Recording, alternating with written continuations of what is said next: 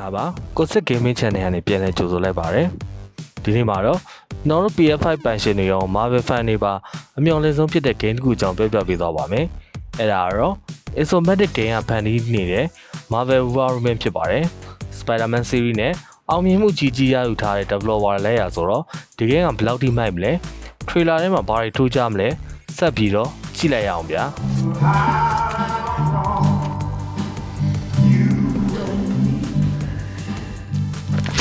ပထမဆုံးပြောချင်တာကတော့ဒီ game ရဲ့တုံးပါ Isomatic game ဆိုတာနဲ့ Nora Spider-Man ကိုပြေးမြင်ကြတယ်ဒါပေမဲ့ Wolverine ကတော့ Spider-Man လို့ friendly nightball ခုမဟုတ်ပါဘူး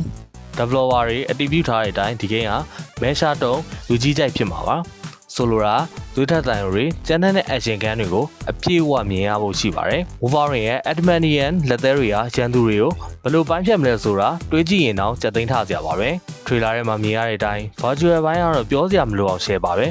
PS5 ရဲ့စွမ်းရည်နဲ့ဆိုတော့ lighting နဲ့ texture တွေကတကယ်ကိုအသက်ပါနေတာတွေ့ရပါတယ် Wolverine ရဲ့ whistle design သူ့ရဲ့မူရာတွေနဲ့ပတ်ဝန်းကျင်ပြင်ဆင်တွေဟာ nature experience စစ်ကိုပေးစွမ်းနိုင်မယ်လို့ယုံကြည်ရပါတယ် game လေးပိုင်းမှာတော့ Spider-Man လို့မျိုးရဲပင့်ကူဂျိုနဲ့ရှောက်သွားတာမျိုးမဟုတ်ပဲပို့ပြီးတော့ grounded ဖြစ်တဲ့ wit ပါတယ် combat snip မျိုးဖြစ်လာဖို့များပါတယ် Wolverine ရဲ့ healing factor အနာကျက်မြန်တဲ့စွမ်းရည်ကို game လေး method တစ်ခုအနေနဲ့ဘယ်လိုထည့်သွင်းလာမလဲဆိုတာစိတ်ဝင်စားဖို့ကောင်းဆုံးပါပဲဒဏ်ရာရလေပိုချမ်းလေးဖြစ်မလားဆိုတာစောင့်ကြည့်ရပါမယ်ခြုံပြီးပြောရရင်တော့ Marvel Wolverine ဟာ PS5 အတွက်ဖြစ်မနေစော်ရမယ့် game တစ်ခုဖြစ်လာဖို့သေချာသလောက်ပါပဲ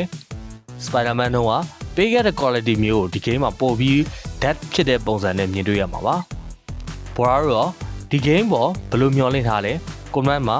ဝင်ဆွေးနွေးသွားကြပါဦးများကြားရင်လည်း like and subscribe လုပ်ဖို့မေ့ပါနဲ့ဦးနော်ကြည့်ရှုပေးခဲ့ကြတဲ့တူတယောက်ချင်းစီတိုင်းကိုလည်းကျေးဇူးတူပင်တင်ရှိပါတယ်